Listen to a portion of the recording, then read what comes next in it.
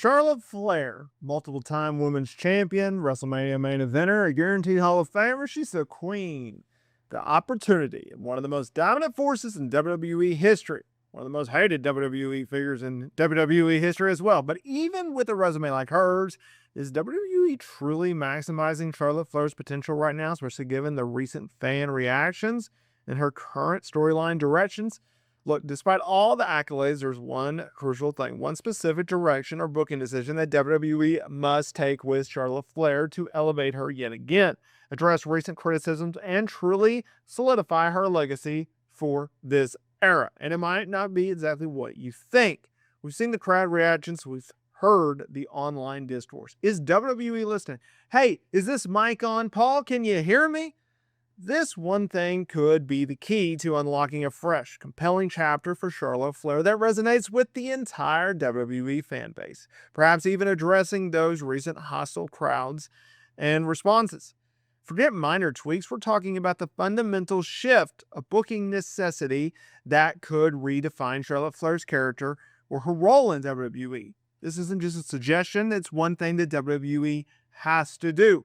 We're breaking it all down.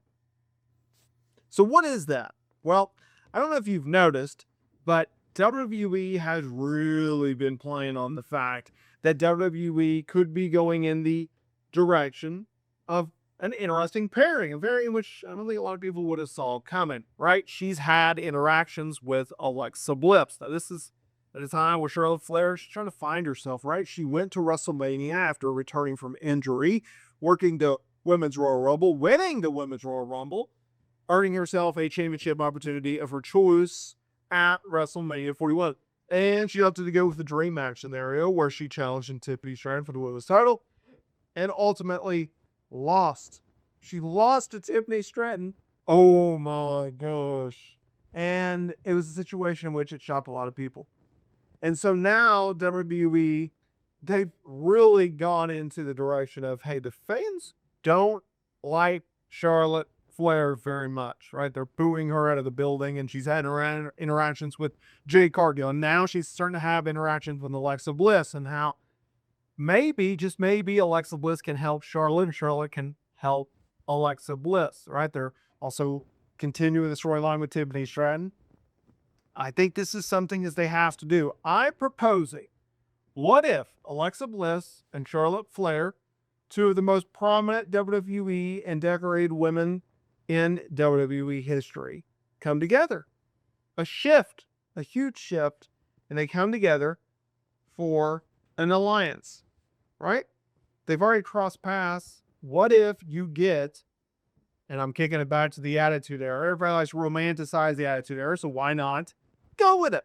Let's do a female version of the two-man power trip. What if we went with the two-woman power trip? I'm talking about, instead of going Steve Austin, Triple H, a la 2001, we go with a situation in which we have Alexa Bliss and Charlotte Flair. Now, Alexa Bliss, she qualified for the women's Money in the Bank ladder match.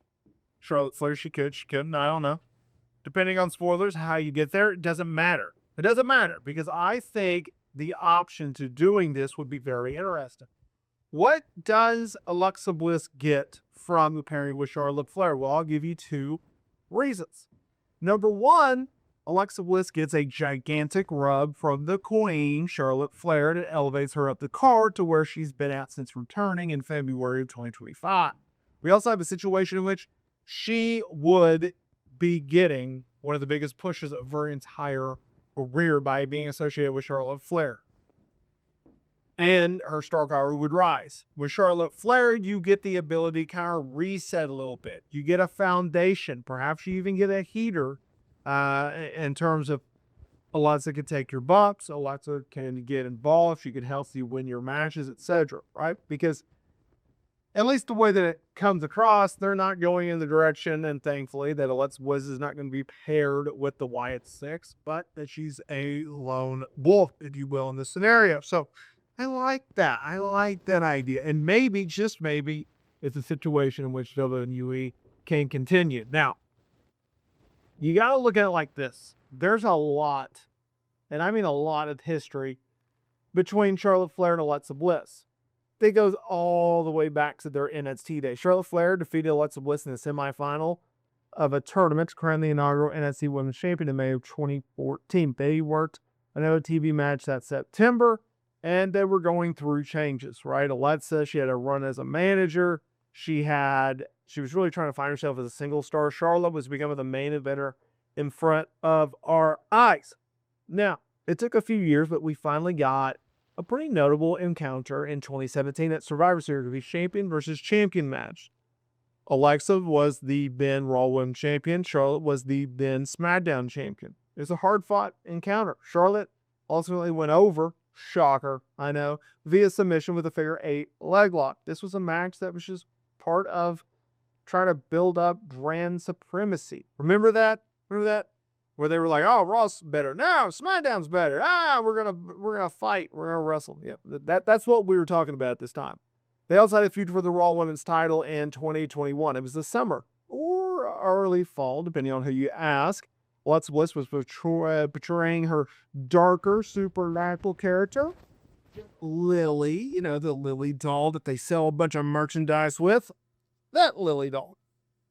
And they went back and forth, and it ultimately led to a championship match at Extreme Rules 2021. It was Charlotte Flair going over Alexa Bliss to retain the Raw Women's title.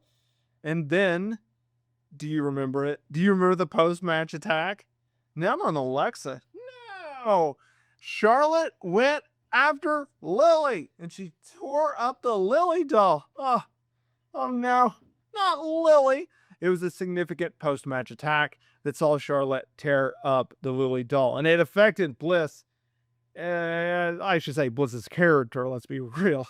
I don't think Alexa's going to get that torn up about it. But yes, the Lily doll went away. Now, they've worked a handful of times since then. Multiple women matches, Survivor Series matches, Royal Rumble matches, right? Like, they'd shared the ring numerous times. But there's a lot of history between Alexa Bliss and Charlotte Flair that I think needs to be addressed. And so I believe that this is the situation in which WWE should go.